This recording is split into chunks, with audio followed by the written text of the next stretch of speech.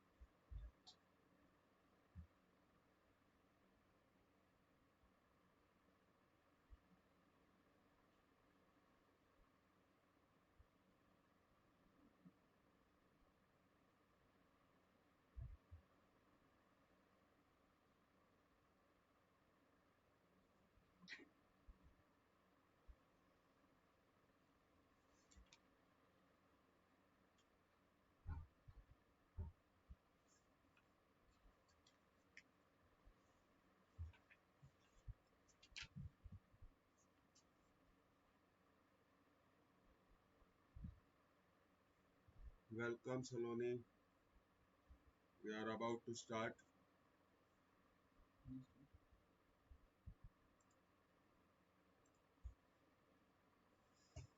So today is the second class of the electric field.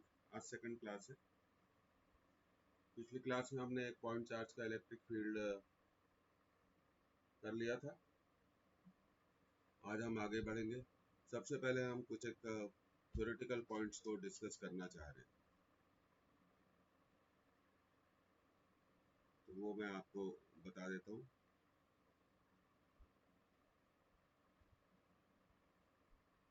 What is the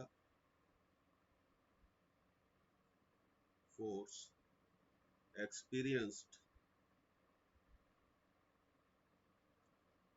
by a charged particle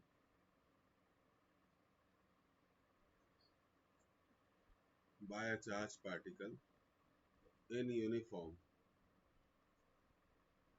electric field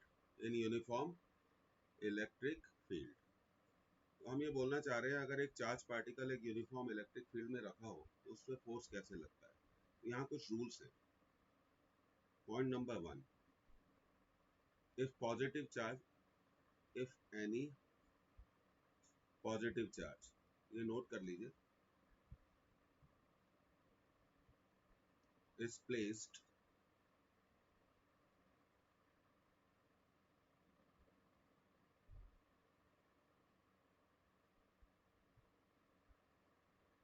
lag हो रहा है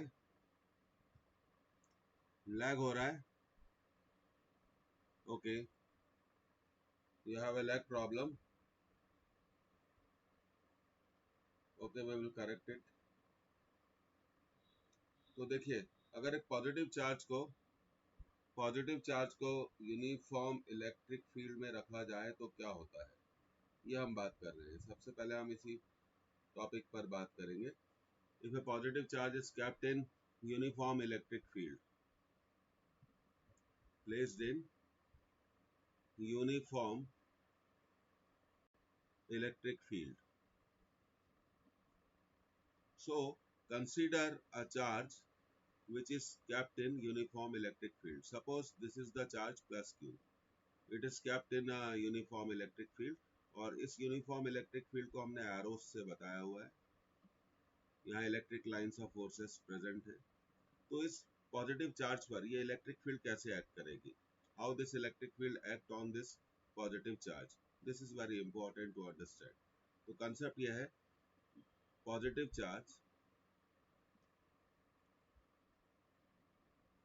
when placed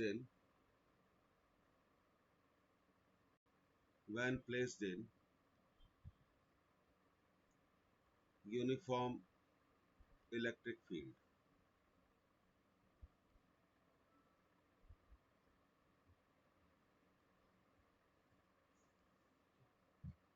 lag हो रहा है,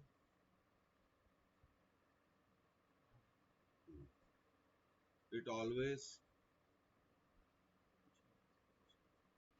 experiences the force in the direction of electric field, in the direction of electric field. ये एक important concept है, इसको याद रखिए. In the direction of electric field. अब देखिए, अगर हम बात करें, if we talk about ये force कैसे लगेगा, so this charge will experience the force due to the presence of this electric field in the direction of electric field. अब ये दूसरी बात आती है कि इस फोर्स को कैसे कैलकुलेट किया जाए. बहुत सिंपल है. फोर्स को आप कैलकुलेट कर सकते हैं ई क्यू. तो देखिए, फोर्स क्या है, एक वेक्टर क्वांटिटी है, तो ये बहुत जरूरी है कि फोर्स की डायरेक्शन को मेंशन करना. तो पॉजिटिव चार्ज पे जब भी वो इलेक्ट्रिक फील्ड में रखा होगा तो उस पर हमेशा फोर्स लगेगा इन the direction of electric field, और उस फोर्स को आप इस फॉर्मूले से क्या कर सकते हैं, कैलकुलेट कर सकते हैं. F equal to E into Q से आप हमेशा उसे कैलकुलेट कर सकते हैं. तो ये हो गया point number 1. Let's move to the point number 2.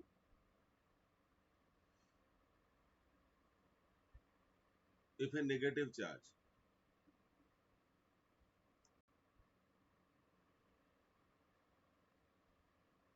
is placed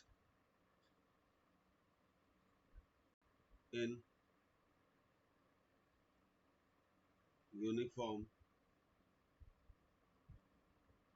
electric field, तो हमेशा याद रखिए, it always experiences the force in a direction. Important concept है, इसलिए मैं इसको लिख रहा हूं. In a direction opposite to the electric field. अब इसको थोड़ा डायग्रामेटिकली भी समझते हैं हम. मान लीजिए, सपोज करिए, कंसीडर करिए, ये चार्ज माइनस क्यू है. It is kept in uniform electric field. ये एक यूनिफॉर्म इलेक्ट्रिक फील्ड में रखा हुआ है. तो इस पर फोर्स कहाँ लगेगा, इलेक्ट्रिक फील्ड इस पर फोर्स अप्लाई करेगी, इसमें कोई डाउट नहीं है. ये इलेक्ट्रिक फील्ड इस पर फोर्स अप्लाई करेगी. कैसे अप्लाई करेगी, in a direction opposite to the electric field. ये देखिए, ऐसे फोर्स अप्लाई करेगी. तो ये कंसेप्ट आपको याद रखना चाहिए. फिर से मैं पिछली स्लाइड पे जाता हूँ कि जब भी पॉजिटिव चार्ज पे फोर्स लगेगा, अगर एक positive charge, if any positive charge is placed in uniform electric field, it always experiences the force in the direction of electric field. और हम बात करें, अगर एक नेगेटिव चार्ज को हम इलेक्ट्रिक फील्ड में रखेंगे, तो नेगेटिव चार्ज पे फोर्स किस डायरेक्शन में लगेगा, in a direction opposite to the electric field. अब इस फोर्स को कैसे कैलकुलेट करेंगे, E इंटू क्यू. तो एक बात का ध्यान रखिए, यहाँ चार्ज का हमें साइन नहीं लेना है. पॉजिटिव और नेगेटिव चार्ज से हम फोर्स की डायरेक्शन को फाइंड आउट कर सकते हैं. We can find out the direction of force. तो ये बहुत इंपॉर्टेंट कंसेप्ट है कि इफ एनी चार्ज और any number of charges are kept in electric field, so they always experiences the force due to the presence of electric field. और हमें हमेशा याद रखना है कि पॉजिटिव चार्ज पे force in the direction of electric field लगेगा, और नेगेटिव चार्ज पे force in a direction opposite to the electric field. अब देखिए, कुछ प्रॉब्लमेटिक अप्रोचेस भी होती है क्वेश्चंस की. अब आप जानते हैं फोर्स क्या है, E into Q. From Newton second law, from Newton second law, ठीक है, आप जानते हैं कि हम फोर्स को लिख सकते हैं मास इंटू एक्सलरेशन. तो इस फोर्स को हम ऐसे भी लिख सकते हैं, M A equal to E into Q. तो किसी भी चार्ज पार्टिकल का हम, अगर वो यूनिफॉर्म इलेक्ट्रिक फील्ड में रखा हुआ हो, any charge particle which is kept in uniform electric field, we can always calculate the force on that charge particle, and with the help of force we can calculate the acceleration of charge particle. You must always remember this fact, क्योंकि Newton second law कहता है force is always equal to mass into acceleration. So this is one concept. ये वो concept है जो आपको logical questions as well as numerical questions के answer को सॉल्व करने में क्या करेगा, हेल्प करेगा। इस कंसेप्ट से हम काफी चीजों को क्या कर सकते हैं, वर्कआउट कर सकते हैं। बहुत सारी चीजों पे हम काम कर सकते हैं। अब देखिए आगे बढ़ते हैं। अब एक कंसेप्ट पे हम बात करते हैं, neutral point. What is neutral point? A point where the resultant electric field where the resultant electric field is zero.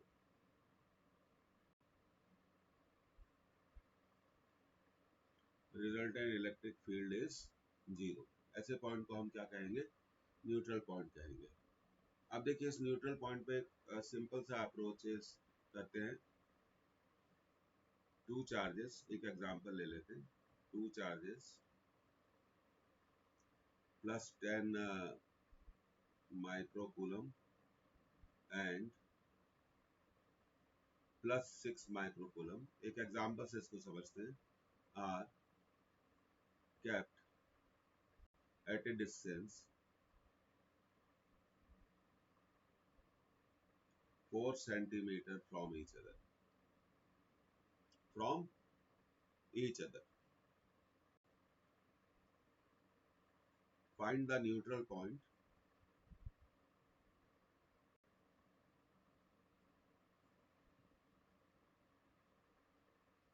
on the line joining the charges. तो ये हमारा क्वेश्चन हो गया। न्यूट्रल पॉइंट को हमें लोकेट करना है। कहाँ लोकेट करना है?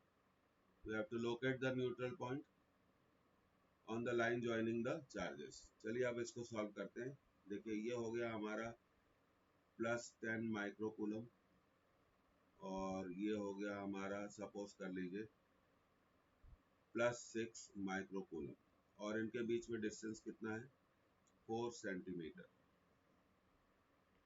तो जब देखिए यहाँ एक बात आपको समझने की जरूरत है, दोनों चार्जेस क्या है, लाइक चार्जेस है। दोनों चार्जेस क्या है, लाइक चार्जेस है। तो न्यूट्रल पॉइंट कैसे लोकेट होगा? तो देखिए न्यूट्रल पॉइंट बाहर नहीं होगा। अब मैं आपको समझा दूं, neutral point on the line joining the charges outside नहीं होगा। अगर आपने कहा ये पॉइंट न्यूट्रल है, पॉइंट है, अगर ये पॉइंट न्यूट्रल पॉइंट है तो यहाँ पर नेट इलेक्ट्रिक फील्ड क्या होनी चाहिए, जीरो होनी चाहिए। अब यहाँ पर आप देखिए दो चार्जेस है, एक प्लस 10 माइक्रोकूलम का चार्ज है और दूसरा चार्ज है प्लस 6 माइक्रोकूलम का। अगर ये न्यूट्रल पॉइंट है तो दोनों की इलेक्ट्रिक फील्ड क्या होगी, जीरो होगी। तो हम इसे चार्ज नंबर 1 कह लेते हैं और इसे हम बोल देते हैं चार्ज नंबर 2। तो 1 की इलेक्ट्रिक फील्ड, क्योंकि आपने सीखा है पिछली क्लास में कि पॉजिटिव चार्ज की जो इलेक्ट्रिक फील्ड होती है it is always directed away from it, ये E1 हो गई। पर देखिए सेकंड चार्ज भी पॉजिटिव है तो उसकी इलेक्ट्रिक फील्ड भी क्या होगी, अवे होगी। पॉजिटिव चार्ज की इलेक्ट्रिक फील्ड क्या होगी, अवे होगी। तो यहाँ पे न्यूट्रल पॉइंट पॉसिबल नहीं है। क्योंकि क्यों पॉसिबल नहीं है ये समझना होगा, क्योंकि यहाँ पर अगर हम नेट फील्ड को कैलकुलेट करेंगे तो हमें दोनों को ऐड करना पड़ेगा। और हमें कहा गया न्यूट्रल पॉइंट वो पॉइंट होता है, न्यूट्रल पॉइंट वो पॉइंट होता है जहाँ पर इलेक्ट्रिक फील्ड की वैल्यू क्या होती है, इलेक्ट्रिक फील्ड की वैल्यू क्या होती है, इलेक्ट्रिक फील्ड की वैल्यू क्या होती है, जीरो होती है। ऐसे पॉइंट को बच्चों हम न्यूट्रल पॉइंट बोलते हैं। और इलेक्ट्रिक, क्योंकि यहाँ देखिए आप दो चार्जेस हैं और अगर आप चाहते हैं कि नेट इलेक्ट्रिक फील्ड जीरो हो, दो चार्जेस हैं इसलिए दो चार्जेस की कितनी इलेक्ट्रिक फील्ड होंगी, दो इलेक्ट्रिक फील्ड होगी। और न्यूट्रल पॉइंट तभी पॉसिबल है when these two electric field acts opposite to each other.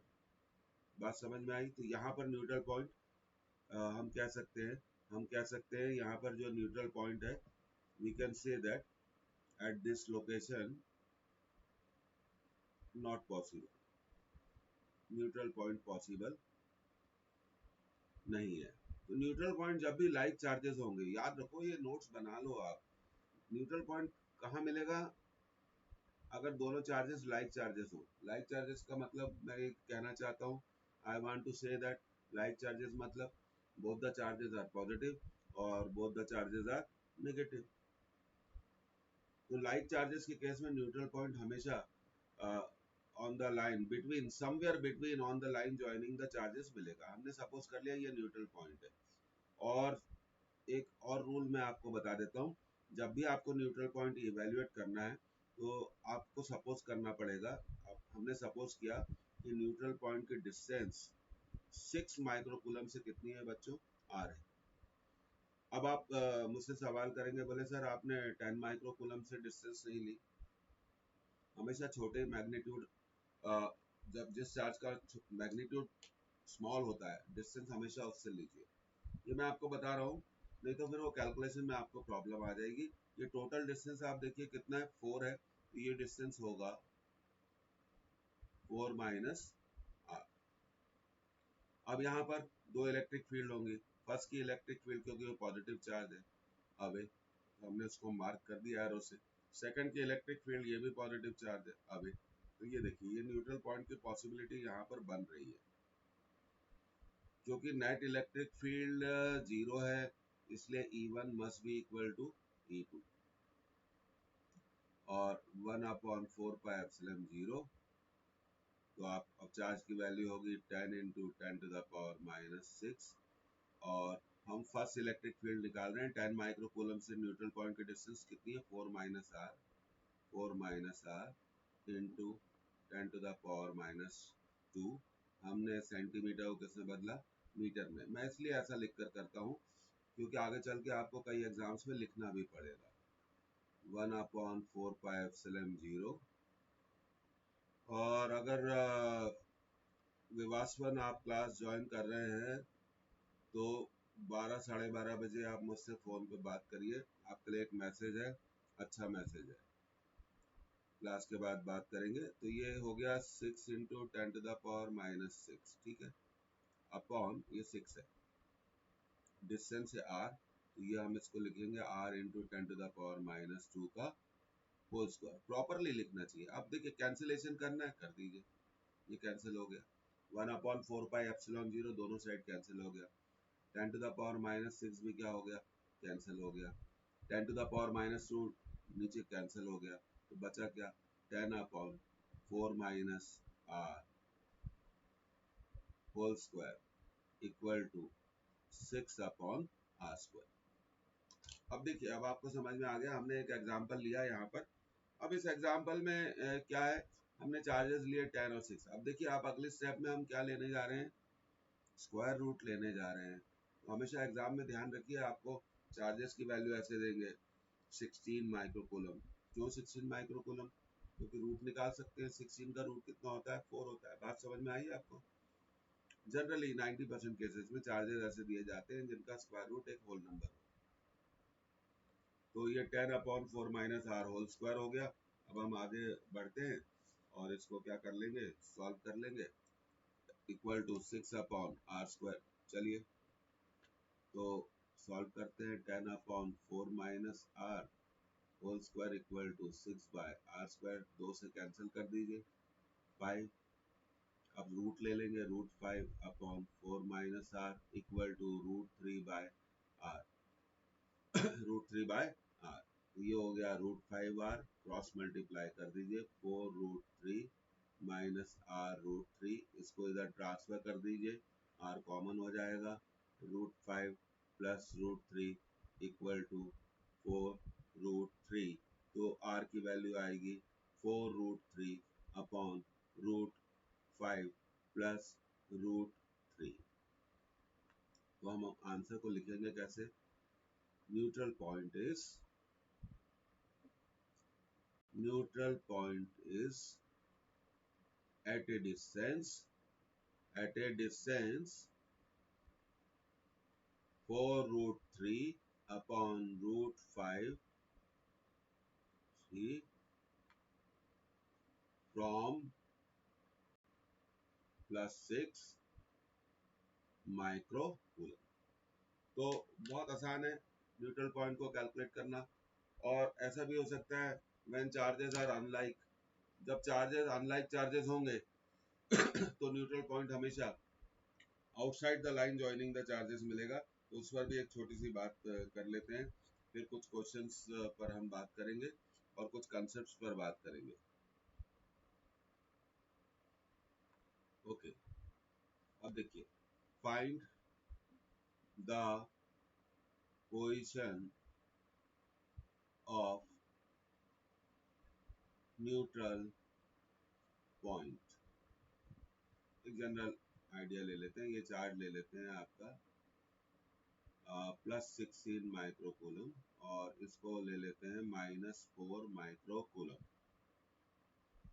और इनके बीच में डिस्टेंस ले लेते हैं 8 सेंटीमीटर। अब देखिए न्यूट्रल पॉइंट कहाँ मिलेगा? On the line joining the charges.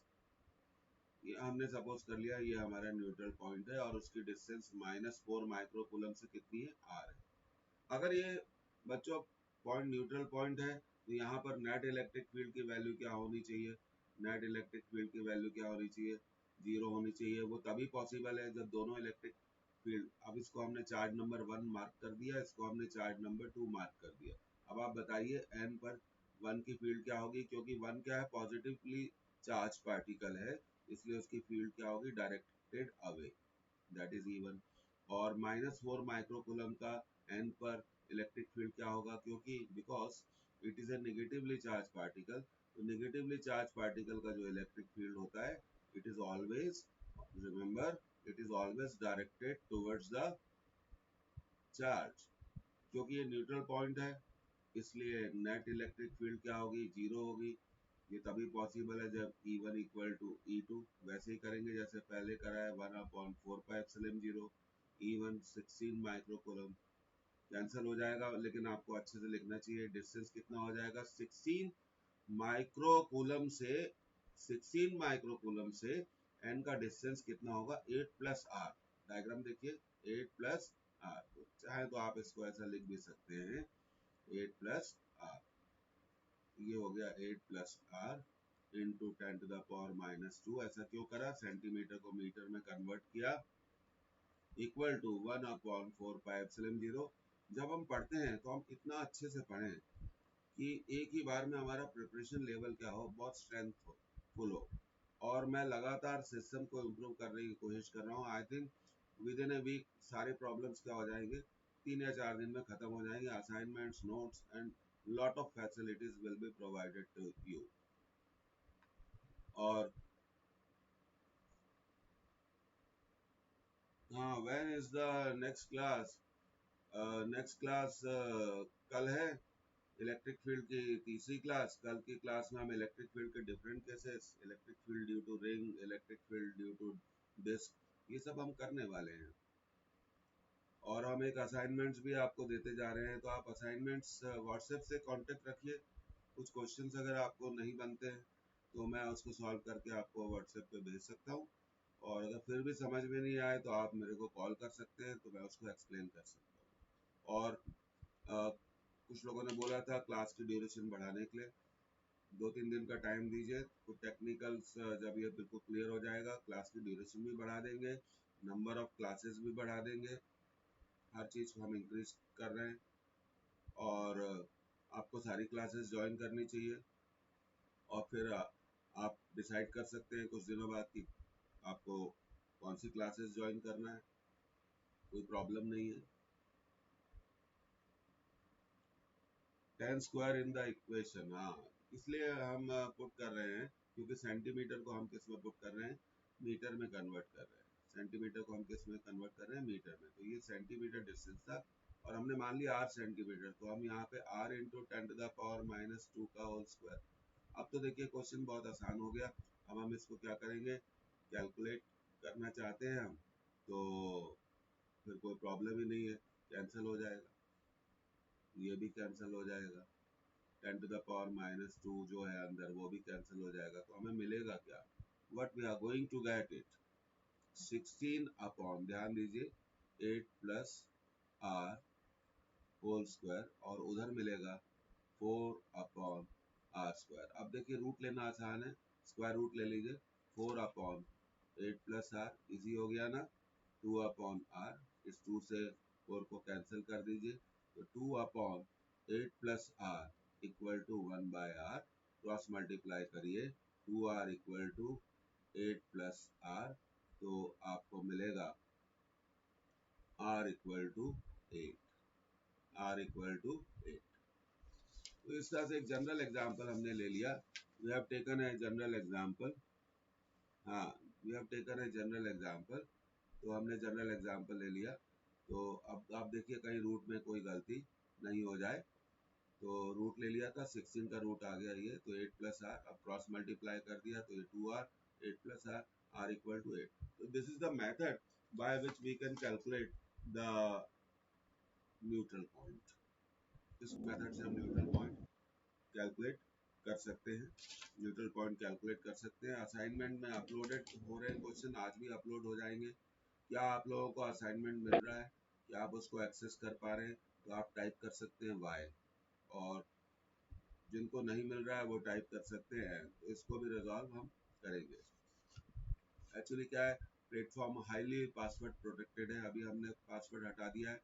Class link से आप डायरेक्टली क्लास में एंटर कर सकते हैं, कभी कोई प्रॉब्लम नहीं होगी। आप इसको सॉल्व कर रहे हैं, और आपका व्हाट्सएप नंबर एक्टिव होना चाहिए, व्हाट्सएप भी मिलेगा आपको, एसएमएस भी मिलेगा।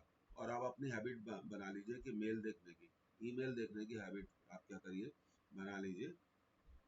और अगर आपको कुछ एडवांस लेवल किताबें चाहिए पीडीएफ में, तो आप मेरे को बताइए, books are available, books are available, books are available, जो भी किताब आप बोलेंगे वो आपको पीडीएफ में मिल जाएगी। ओके, तो आगे बढ़ते हैं। तो न्यूट्रल पॉइंट की कंसेप्ट तो बिल्कुल क्लियर हो जानी चाहिए। दो चार्जेस के कारण न्यूट्रल पॉइंट हम कैलकुलेट इजीली कर सकते हैं। अब हम कुछ दूसरे कंसेप्ट हैं जो इलेक्ट्रिक फील्ड के, उस पर हम काम करेंगे। देखिए, ध्यान दीजिएगा इन कंसेप्ट्स पर। So what would be you best recommended for books. देखिए, अगर आपको बोर्ड के लिए पढ़ना है तो एस.एल. अरोड़ा का जो बुक है वो बहुत अच्छा है, और अगर आपको ऑब्जेक्टिव बुक चाहिए तो आप हमसे कह दीजिए, हमारे पास सारी ऑब्जेक्टिव बुक्स के पीडीएफ हैं, हम आपको भेज सकते हैं। आपको आप कितने क्वेश्चन करना चाहते हैं बताइए, कितने क्वेश्चन आप करना चाहते हैं। हाँ, questions on electric field will definitely come. तो ये देखिए, हम एक क्वेश्चन ले रहे हैं।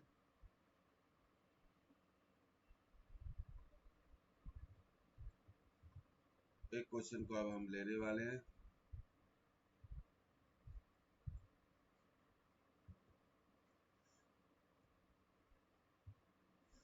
देखिए, 3 चार्जेस, ये आपके बोर्ड एग्जामिनेशन में आया था। Each is equal to, each is equal to plus q r capped at the corners of a square of side A. Find the net electric field. Find the net electric field at the fourth corner. तो ये question है। तो सबसे पहले हम situation को समझेंगे। Number of charges कितने हो गए, नंबर ऑफ चार्जेस हो गए 3। तो सबसे पहले हमें एक स्क्वायर को ड्रॉ करना है। Will draw it and we will solve this question.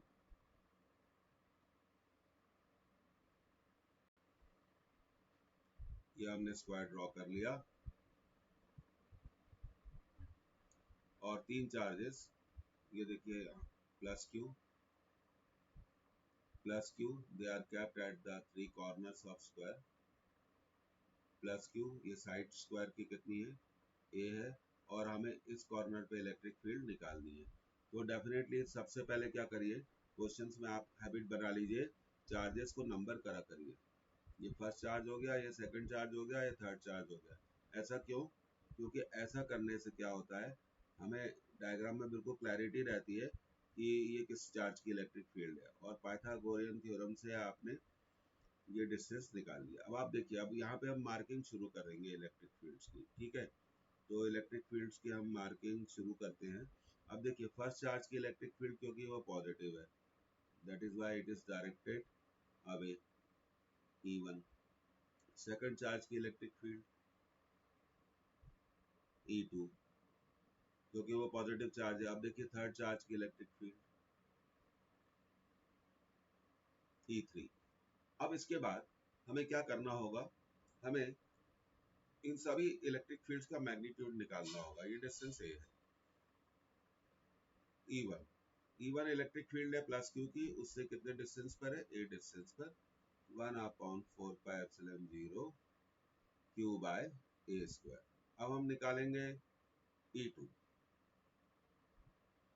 Second charge की इलेक्ट्रिक फील्ड 1/4πε0। ये देखिए सेकंड चार्ज दिख रहा है आपको plus Q, so it is Q, और डिस्टेंस दिख रहा है आपको √2a का स्क्वायर कर दीजिए 2a स्क्वायर।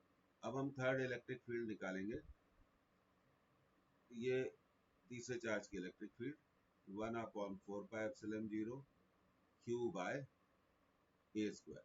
अब देखिए आप यहाँ पे एक बहुत इंटरेस्टिंग पैटर्न डेवलप हुआ, E1 और E3 इक्वल है, हमने सपोज कर लिया इसकी वैल्यू कितनी है E, तो ये भी E होगा सपोज करा, तो ये कितना होगा E/2। अब हमारा कैलकुलेशन आसान होगा, और जब बाद में रिजल्ट आएगा तो हम E की वैल्यू पुट कर देंगे, E की वैल्यू हम पुट कर देंगे। इसको नोट कर लीजिए, फिर हम आगे बढ़ते हैं। Will do lot of practice gradually, एक एक चीज आप एक बहुत सिस्टमेटिक कोर्स प्लान बनाने की कोशिश की है, इसको कंटिन्यूसली इम्प्रूव करेंगे। फिजिक्स, मैथ्स, केमिस्ट्री में डॉक्टर नूर क्लासेस ले रहे हैं, सॉल्यूशन से क्लासेस स्टार्ट होगी, आप चाहे तो उसमें ज्वाइन कर सकते हैं, और फिर बाद में आप डिसाइड कर सकते हैं कि आपको क्लासेस करनी है कि नहीं करनी है। अब तक वो 2.5 लाख लोगों को पढ़ा चुके हैं, more than 2.5 lakhs. He is a very good teacher of chemistry. तो आप ज्वाइन कर लीजिए, आप बाद में छोड़ भी सकते हैं, कोई इशू नहीं है। अब देखिए चलिए हम इसका रिजल्टेंट निकालें, तो थोड़ा सबसे पहले एंगल कंसीडर कर लो यार। ये कितना हो गया 45 डिग्री, ये तो हो गया 90 डिग्री, ठीक है। और तो ये एंगल भी क्या होगा 45 डिग्री, इसी तरह ये एंगल भी क्या होगा 45 डिग्री। तो ये देखिए यहाँ पर ये एंगल कितना होगा, ये देखिए आप, ये एंगल कितना होगा 45 डिग्री, वर्टिकली अपोजिट। तो अब हम यहाँ अगली स्टेप में method of resolving the vector से इसको क्या कर लेंगे, सॉल्व कर लेंगे। तो ये तो आपको ध्यान हो गया। अब आप देखिए अगली स्टेप में हम आ रहे हैं, ये था हमारा E, ये था E/2, ठीक है, और ये था E। अब आप देखिए यहाँ हम रिजॉल्व करेंगे, we are resolving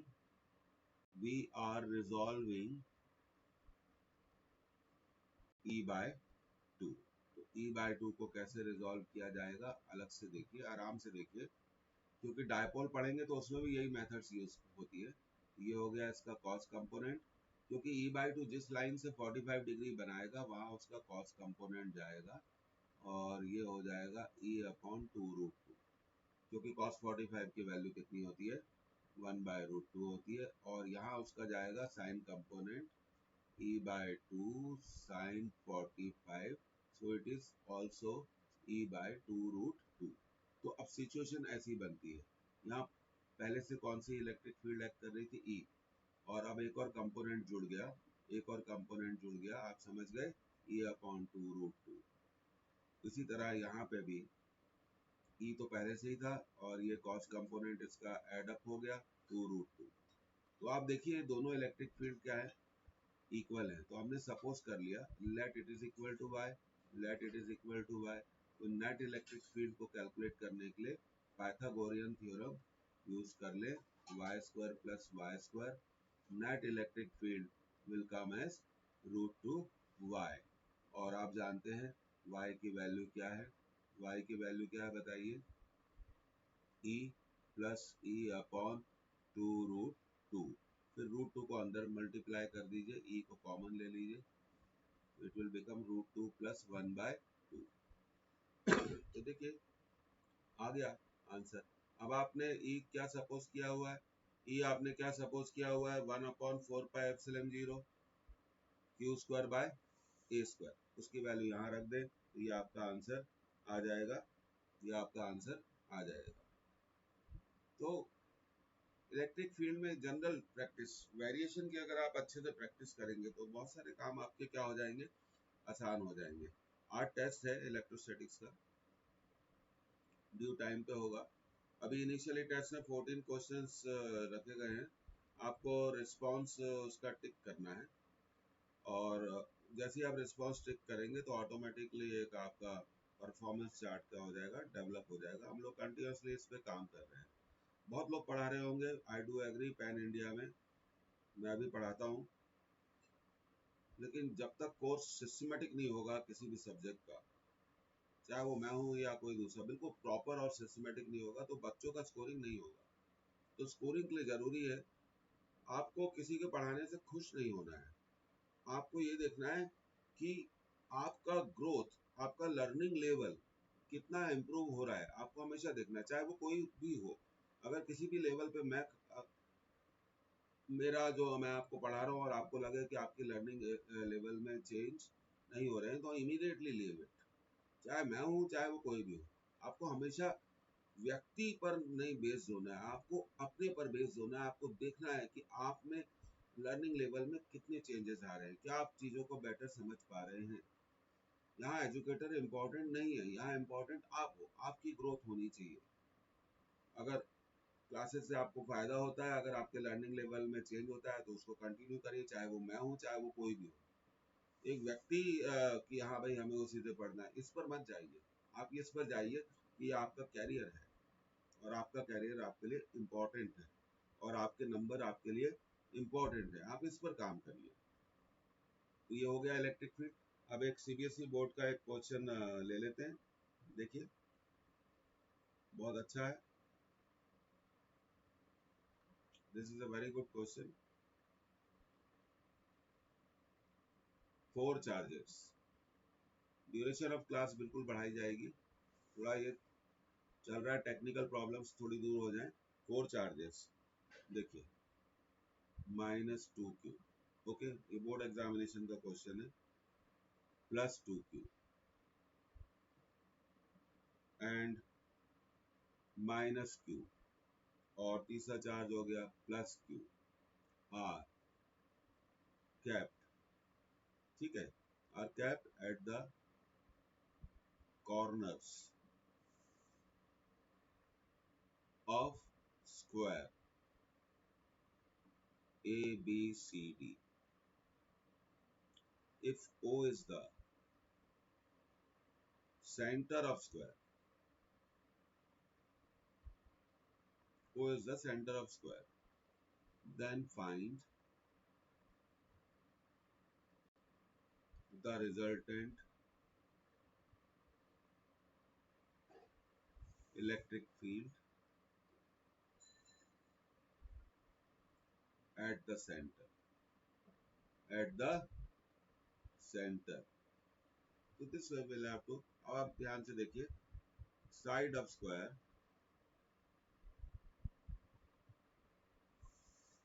is A, तो प्लेस करना पड़ेगा। सबसे पहले हम स्क्वायर को ड्रॉ कर लेते हैं, ये हमने स्क्वायर ड्रॉ कर लिया। अब देखिए ये A है, ये B है, ये C है और ये D है। तो आप बताइए A पर कौन सा चार्ज रखा हुआ है, -2q हमने रख दिया, -2q। B पर कौन सा चार्ज रखा हुआ है, थोड़ा इसको कलर चेंज कर देते हैं तो थोड़ा अच्छा दिखेगा।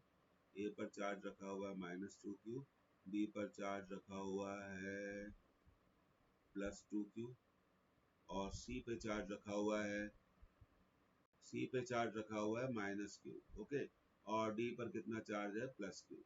तो देखिए अब एक बात का प्रिकॉशन यहाँ पे रखिए कि आपका चार्ज को जब आप डायग्राम बनाएंगे तो बिल्कुल प्रॉपर ऑर्डर में होना चाहिए। अब सेंटर क्या होता है, that is the point of intersection of diagonal, ये रहा आपका सेंटर। अब देखिए, क्योंकि क्योंकि 4 चार्जेस हैं इसलिए 4 इलेक्ट्रिक फील्ड होंगी। कितनी इलेक्ट्रिक फील्ड होंगी, 4 इलेक्ट्रिक फील्ड होंगी। अब हम उन इलेक्ट्रिक फील्ड्स को क्या करेंगे, डिनोट करेंगे। तो ए पर जो चार्ज है हमने उसको नंबरिंग कर दी 1 2, नंबरिंग हमेशा करा करिए 3 4, इससे आसान होता है। अब हमें 1 की इलेक्ट्रिक फील्ड निकालनी है, तो हमें ये देखना होगा कि 1 कैसा चार्ज है। 1 पे रखा चार्ज, चार्ज नंबर 1 नेगेटिव है, और नेगेटिव चार्ज की इलेक्ट्रिक फील्ड, नेगेटिव चार्ज की जो इलेक्ट्रिक फील्ड होती है, it is always directed towards the negative charge. तो ये हमने इलेक्ट्रिक फील्ड को डायरेक्ट कर लिया, ये देखिए, दैट इज E1। अब आप कहेंगे कि हमें बी का इलेक्ट्रिक फील्ड निकालना है, नहीं, बी का मत निकालिए, सबसे पहले अपोजिट चार्जेस का इलेक्ट्रिक फील्ड। अब देखिए सी पे जो रखा हुआ चार्ज है वो है -q, इसे कहेंगे चार्ज नंबर 3, और क्योंकि ये नेगेटिव चार्ज है इसलिए इसकी इलेक्ट्रिक फील्ड क्या होगी, टुवर्ड्स इट होगी, तो इसलिए हमने इसे बोला E3। अब आपको समझ में आ रहा होगा हमने ऐसा क्यों किया। हमने ऐसा इसलिए किया, अब हम डिसाइड कर लेंगे कि E1 ग्रेटर है कि E3 ग्रेटर है, तो ग्रेटर वैल्यू से स्मॉलर वैल्यू को हम माइनस कर पाएंगे। अब हम सेकंड चार्ज की इलेक्ट्रिक फील्ड निकालते हैं O पर। सेकंड चार्ज कैसा है, पॉजिटिव चार्ज है, इसलिए पॉजिटिव चार्ज की इलेक्ट्रिक फील्ड क्या होगी, अवे, इट इज अवे। अब हम फोर्थ चार्ज की इलेक्ट्रिक फील्ड निकालते हैं O पे, ये भी पॉजिटिव है, तो इलेक्ट्रिक फील्ड क्या होगी, अवे। तो देखिए अब E1 और E3 एक दूसरे के अपोजिट है, E2 और E4 भी एक दूसरे के अपोजिट है, तो चलो सबसे पहले E1 को कैलकुलेट तो कर ले हम।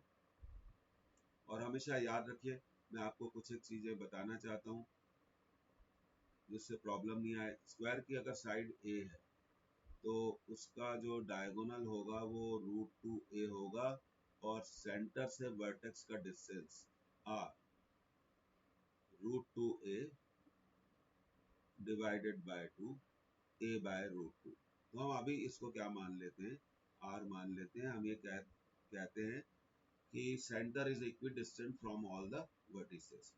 और चलिए 1/4 pi epsilon 0 2q by r square first. अब थर्ड को कैलकुलेट करेंगे। थर्ड चार्ज है 1/4 पाई एप्सिलॉन 0, चार्ज की वैल्यू देखिए q, साइन नहीं लेते, डिस्टेंस क्या हो गया, r स्क्वायर। अब देखिए डिसाइड करिए फर्स्ट और थर्ड में कौन बड़ा है, फर्स्ट और थर्ड में कौन बड़ा है। Definitely first is greater than third, तो इन दोनों का इलेक्ट्रिक फील्ड क्या होगा, इन दोनों का नेट इलेक्ट्रिक फील्ड क्या होगा, E1 से E3 को माइनस कर देंगे। अब सेकंड चार्ज की electric field 1/4 pi epsilon 0, second charge देखिए 2q बाय r स्क्वायर, ये तीसरा इक्वेशन हो गया। अब जल्दी जल्दी चौथा इक्वेशन भी डेवलप कर लेते हैं। फोर्थ चार्ज की electric field 1/4 pi epsilon 0, fourth charge है q बाय r स्क्वायर। तो ये देखिए these are the steps of solution of a question। अगर आपने 2-3 क्वेश्चंस कर लिए ऐसे ही, तो फिर आपको कभी भी इलेक्ट्रिक फील्ड के क्वेश्चंस को सॉल्व करने में कभी भी कोई प्रॉब्लम नहीं जाएगी। फिर आप डिफरेंट मटेरियल्स को क्या कर सकते हैं, यूज कर सकते हैं। तो इसको नोट कर लीजिए, हम अगली स्लाइड पर क्या कर रहे हैं, मूव कर रहे हैं।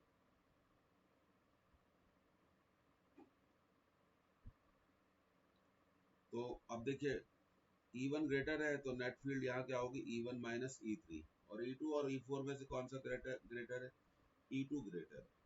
E4 और उसमें कौन ग्रेटर है, E2 ग्रेटर है। तो अब हम नेट फील्ड को इजीली क्या कर सकते हैं, कैलकुलेट कर सकते हैं। Easily we can calculate the net electric field. तो ठीक है, डिसाइड हो गया, या E1 ग्रेटर देन E3 है, तो वहाँ नेट इलेक्ट्रिक फील्ड क्या आ जाएगी, E1 माइनस E3 आ जाएगी, E1 माइनस E3 आ जाएगी। और E2 और E4 में से which is greater, E2 is greater, तो वहाँ इलेक्ट्रिक फील्ड आ जाएगी E2 minus E4, E2 minus E4। अगले स्टेप में जाते हैं, अब इसको सॉल्व करेंगे। देखिए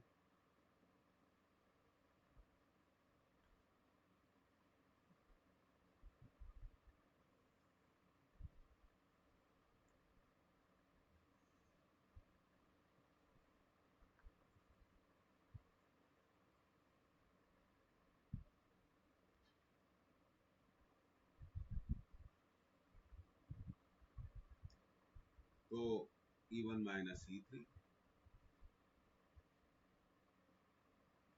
and this will be E2 minus E4. अब E1 minus E3 की वैल्यू क्या होगी? 1/4 pi epsilon 0 2q by r square minus 1/4 pi epsilon 0 q by r square. तो E1 minus E3 की वैल्यू आ जाएगी आपकी 1/4 pi epsilon 0 q by r square. Let it is equal to y. लिख सकते हैं आप एग्जामिनेशन में y सपोज कर सकते हैं. उसी तरह E2 minus E4 E2 minus E4 एक क्वेश्चन करेंगे टोटलिटी में, सीखेंगे 1/4 pi epsilon 0 2q by r square minus 1/4 pi epsilon 0 q by r square. So E2 minus E4 will be equal to 1/4 pi epsilon 0 q by r square. तो ये हमने इसे क्या मान लिया? y. So this is, अब देखिए situation ऐसे होगी और डायगोनल्स के बीच में, स्क्वायर के डायगोनल्स के बीच में एंगल कितना बनता है? 90 डिग्री. अब नेट इलेक्ट्रिक फील्ड कैलकुलेट करना बहुत आसान है, बहुत इजी है. Root of y square plus y square root two y, root two Y.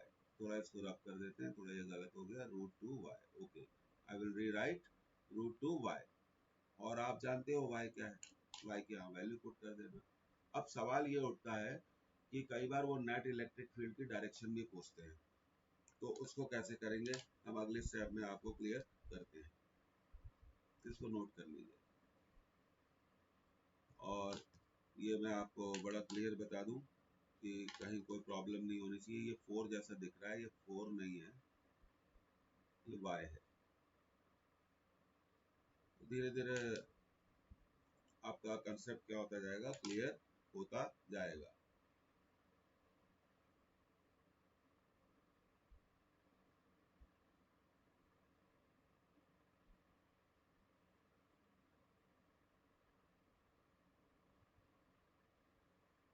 इसको नोट कर लीजिए.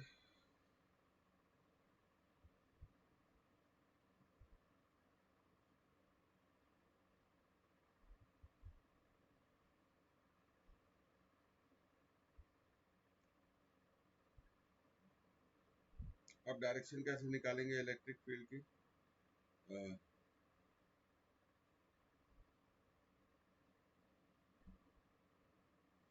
तो ये देख लेते हैं, अगले स्लाइड में जाते हैं.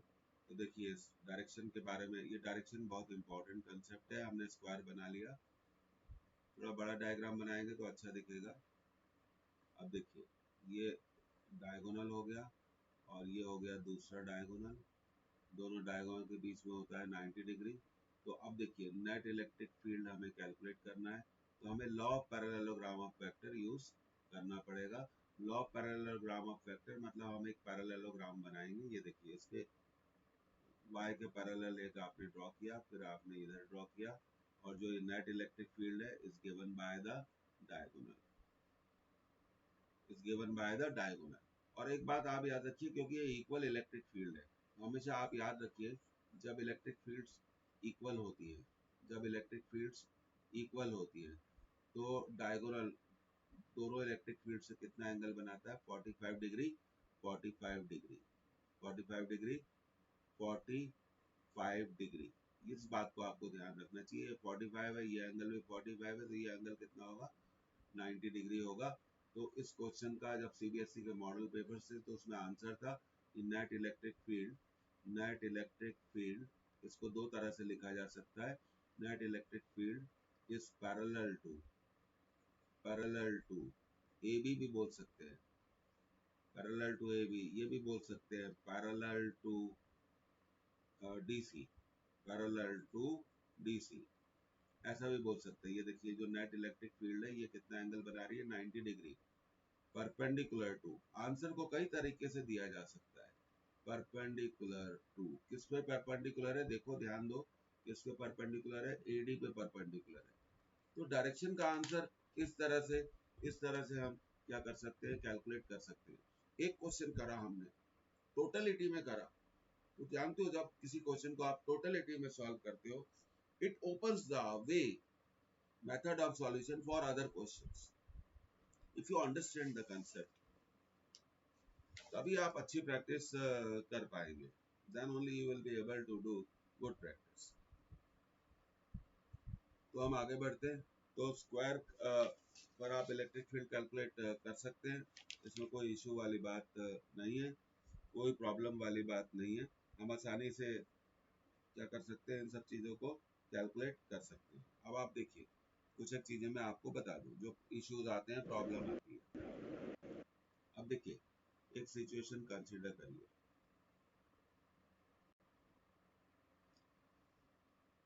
ये ट्रायंगल है ए बी सी. ए पर एक चार्ज रखा हुआ है. मान लीजिए ए पर चार्ज है +25 कूल और ये डिस्टेंस है 5r. और बी पर एक चार्ज रखा हुआ है 16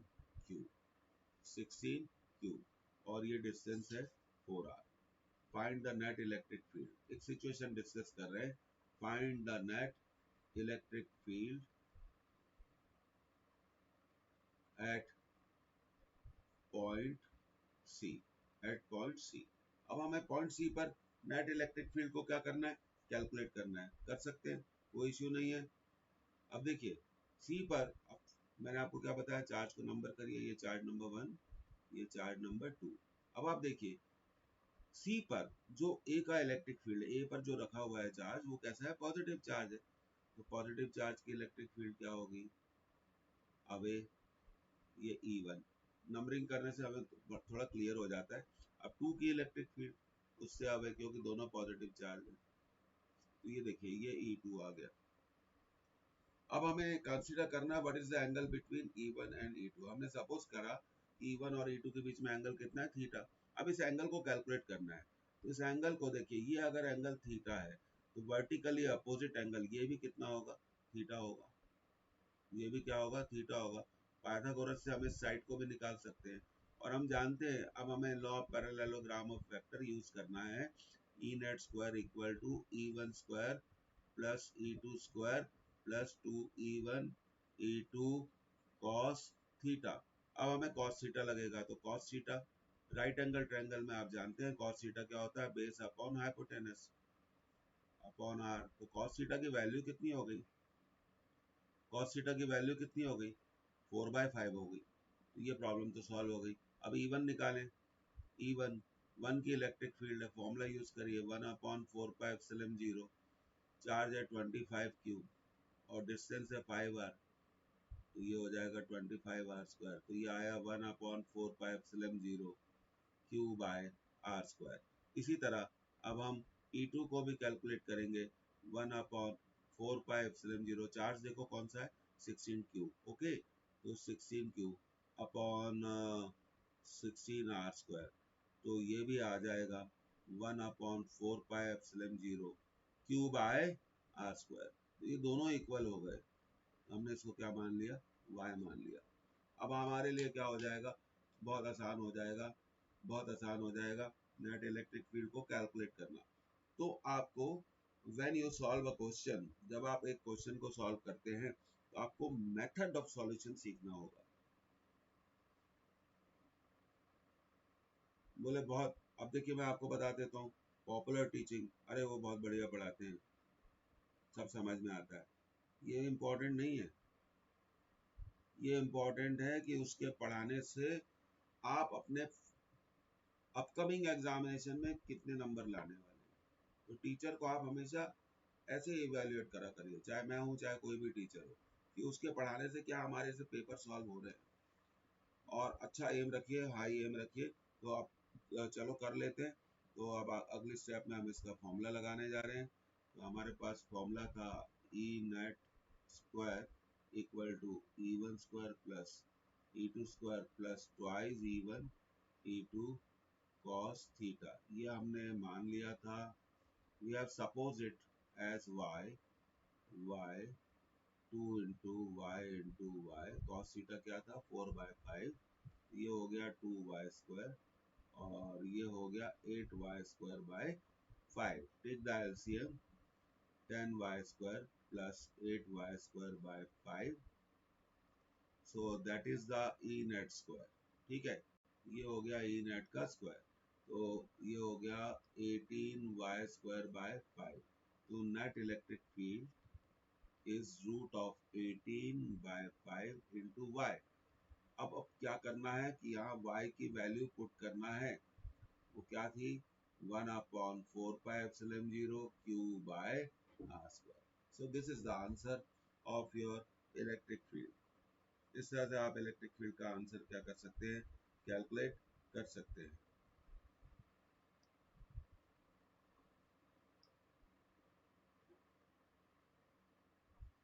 इस तरह से आप इलेक्ट्रिक फील्ड का आंसर क्या कर सकते हैं, कैलकुलेट कर सकते हैं।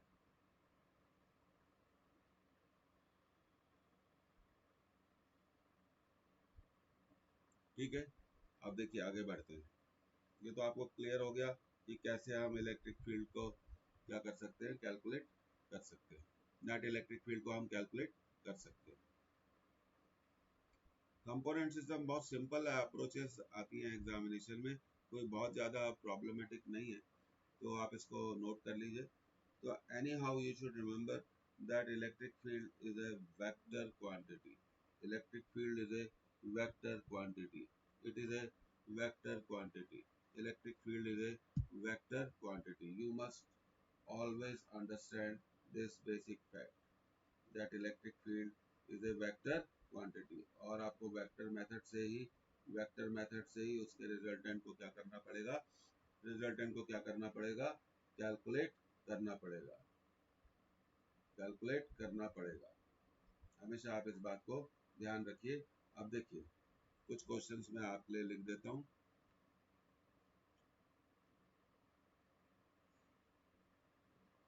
फिर से हमने एक स्क्वायर बनाया, साइड कितनी है, ए बी सी डी। ए पर चार्ज रखा है प्लस क्यू, बी पर चार्ज रखा है प्लस क्यू, सी पर चार्ज रखा है माइनस क्यू, डी पर चार्ज रखा है माइनस क्यू। तो आप करिएगा इसको, find the net electric field, net electric field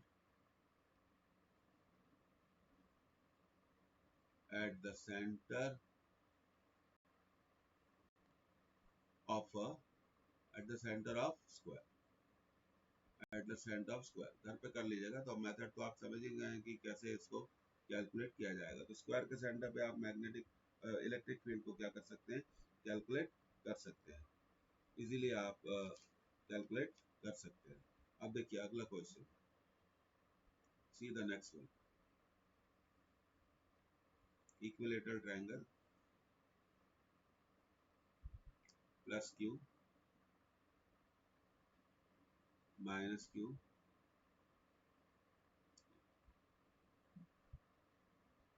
करिएगा।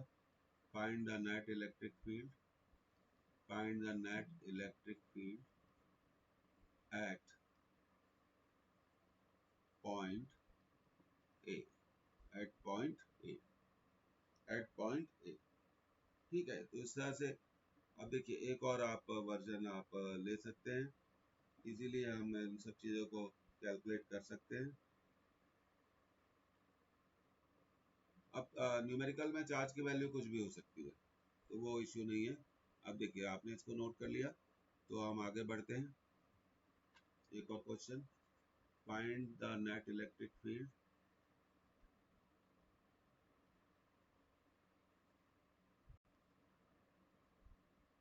Eight A. फिर से इक्विलेटरल ट्रायंगल हमने ले लिया और यहाँ थोड़ा चेंज कर दिया हमने, this is A, this is B, this is C. यहाँ पर चार्ज हमने रख दिया प्लस क्यू और यहाँ पर भी चार्ज हमने रख दिया प्लस क्यू, यहाँ पे भी चार्ज हमने रख दिया प्लस क्यू। तो इस तरह से हम इनको चीज़ों को क्या कर सकते हैं, और बेटर वे में क्या कर सकते हैं। अभी इक्विलेटरल ट्रायंगल है और आपको मालूम है कि इक्विलेटरल ट्रायंगल के जो अंदर का जो एंगल होता है, एंगल वो होता है दैट इज 60 डिग्री। तो ये मैं आपके लिए अभी छोड़ रहा हूँ और कि कैसे आपको कैलकुलेट करना है। अब जैसे देखिए, अब मैं एक स्क्वायर बना रहा हूँ,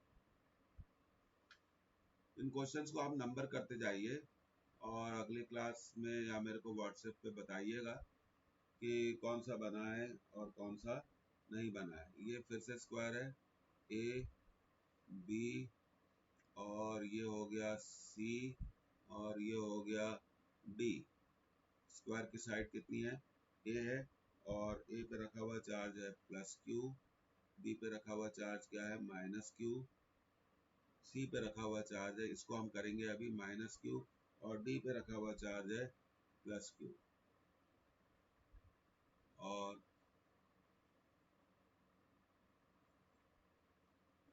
H is the midpoint of H is the midpoint of side AD. Find the net electric field. इसको करते हैं हम अभी। Electric field at H. Find the net electric field at the H. कितना बढ़िया क्वेश्चन है, आप क्वेश्चन नोट कर लीजिए। Will solve it in next slide. अगली स्लाइड में हम इसको सॉल्व करते हैं।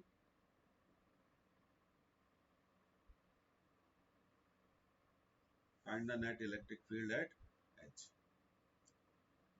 मिड पॉइंट है, H क्या है मिड पॉइंट है, तो डेफिनेटली मैं ये कहना चाहता हूँ ये है a/2 और ये भी है a/2।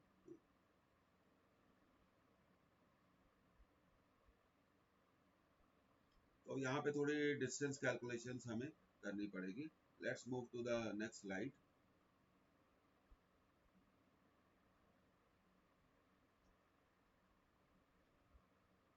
Let's draw a big diagram. जितना बड़ा डायग्राम होगा तो थोड़ा जल्दी समझ में आता है। तो ये हो गया आपका कौन सा चार्ज प्लस क्यू, और ये चार्ज हो गया माइनस क्यू, और ये चार्ज हो गया माइनस क्यू, और ये चार्ज कितना था प्लस क्यू था, और साइड कितनी है स्क्वायर की।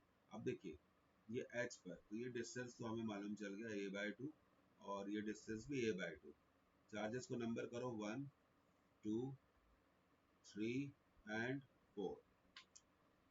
1 की इलेक्ट्रिक फील्ड एच पर 1 की इलेक्ट्रिक फील्ड देखो आप, एच पर 1 की इलेक्ट्रिक फील्ड पॉजिटिव चार्ज है। अब ये हो गई हमारी E1। क्या हो गया E1। 2 की इलेक्ट्रिक फील्ड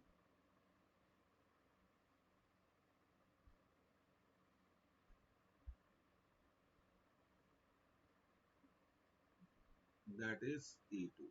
3 की इलेक्ट्रिक फील्ड, अच्छा क्वेश्चन है, दैट इज E3। 4 की इलेक्ट्रिक फील्ड, नहीं देखिए यहाँ थोड़ा हम लोगों ने गलती करी। निगेटिव चार्ज की जो इलेक्ट्रिक फील्ड होती है बच्चों यहाँ थोड़ा सा गड़बड़ हो गया है। नेगेटिव चार्ज की जो इलेक्ट्रिक फील्ड होती है वो टुवर्ड्स नेगेटिव चार्ज होती है, तो ये फर्स्ट चार्ज तो पॉजिटिव तक कोई इशू ही नहीं है। अब हम बात कर रहे हैं इलेक्ट्रिक फील्ड सेकंड चार्ज की, वो नेगेटिव है तो ये ऐसे आएगा, और थर्ड भी नेगेटिव है इसलिए ये ऐसे आएगा, और फोर्थ पॉजिटिव है इसलिए ये ऐसे आएगा।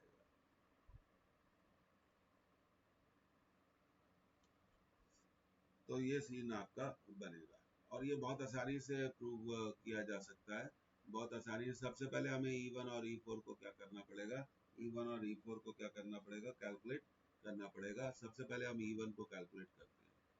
E1 निकालिए, 1/4πε0 Q अपॉन a/2 का होल स्क्वायर। तो E1 हो गया 1/4πε0 4Q/a²। अब E4 निकाल लो, 1/4πε0, ये चार्ज क्या है Q है, Q अपॉन a/2 का होल स्क्वायर। तो E4 भी आएगा 1/4πε0 4Q/a²। अब हमें ये डिस्टेंस निकालना है, तो ये तो निकाल सकते हैं। अब ये डिस्टेंस निकालने के लिए पाइथागोरस थ्योरम हमें यूज करनी पड़ेगी। ये देखिए कैसे हम पाइथागोरस थ्योरम यूज करते हैं, ये मैं आपको यहाँ बता देता हूँ। ये देखिए ये a/2 है और ये कितना था a। पाइथागोरस थ्योरम यूज कर लो तो ये डिस्टेंस आएगा A square by 4 plus A square. तो ये डिस्टेंस कितना आएगा, आप थोड़ा इसको कैलकुलेट कर लेते हैं। A square by 4 plus A square root of 5a² by 4 root 5a by 2। ये डिस्टेंस का मसला तो क्या हो गया, डिस्टेंस का प्रॉब्लम क्या हो गया, सॉर्ट आउट हो गया। डिस्टेंस का प्रॉब्लम क्या हो गया, सॉर्ट आउट हो गया। अब हम E2 को लिख सकते हैं, what we can write, E2 equal to 1/4πε0, charge Q है और डिस्टेंस हमने निकाल लिया। तो अगर हम इसका स्क्वायर करेंगे तो 5a² बाय 4, तो E2 आ जाएगा 1/4πε0 4q bye 5a², 4q bye 5a², 4q bye 5a²। अब हमें क्या निकालना बचा है, अब हमें निकालना बचा है E3। Now we have to find E3। अब हमें E3 को कैलकुलेट करना है, तो हम कर सकते हैं, कोई इशू वाली बात नहीं है। We can calculate. अब आप देखिए ये एंगल्स कितने हैं, 45 डिग्री। ये एंगल भी कितने हैं, 45 डिग्री। तो हम E3 और E2 को क्या कर लेंगे, रिजॉल्व कर लेंगे। हम E3 और E2 को क्या कर लेंगे, रिजॉल्व कर लेंगे। We will resolve E3 and E2। जब हम इसको रिजॉल्व कर लेंगे तो बहुत आसानी से ये क्वेश्चन सॉल्व हो जाएगा। तो हम अगले स्लाइड पे जा रहे हैं। तो मैंने आपको बताया था, आपने क्या निकाल लिया, E1 निकाल लिया, E2 निकाल लिया और E4 भी निकाल लिया हमने। और E2 और E4 क्या होंगे, देखिए E1 हम निकाल चुके हैं, E2 हम निकाल चुके हैं, E4 हम निकाल चुके हैं। अब हमें E3 निकालना है, तो ये डिस्टेंस ही वैसे ही आएगा, तो E3 को भी ये लिख देंगे, E3 equal to E2, E3 equal to E2 और E1 इक्वल टू E4। ये बिल्कुल क्लियर है कि E1 इक्वल टू E4 है और दोनों की वैल्यू क्या है, दोनों की वैल्यू क्या है, 1/4πε0 क्यू बाय अब 4q बाय a²। और E2 और E3 इक्वल है सॉरी, और वो कितने इक्वल है, 1/4πε0 4q bye 5a², 4q bye 5a²। अब हम इसको रिजॉल्व कर देंगे तो इसका कॉस्ट कंपोनेंट आएगा। क्यों आएगा, क्योंकि ये इस लाइन से कितना एंगल बनाता है, 45 डिग्री। और ये आएगा साइन कंपोनेंट, E3 साइन 45। इसी तरह E2 को रिजॉल्व करेंगे तो ये, क्योंकि ये इस लाइन से एंगल बनाता है 45, तो यहाँ पे आ जाएगा E2 cos 45 और यहाँ आ जाएगा E2 sin 45।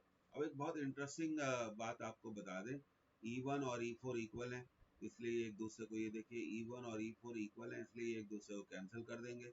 और E3 और E2 भी इक्वल हैं, आप समझिए बात को, E3 cos 45 और E2 cos 45 they are equal, cancel. तो ये जो इलेक्ट्रिक फील्ड है नेट इस डायरेक्शन में, वो टोटल क्या हो जाएगी, एक दूसरे से कैंसिल हो जाएगी।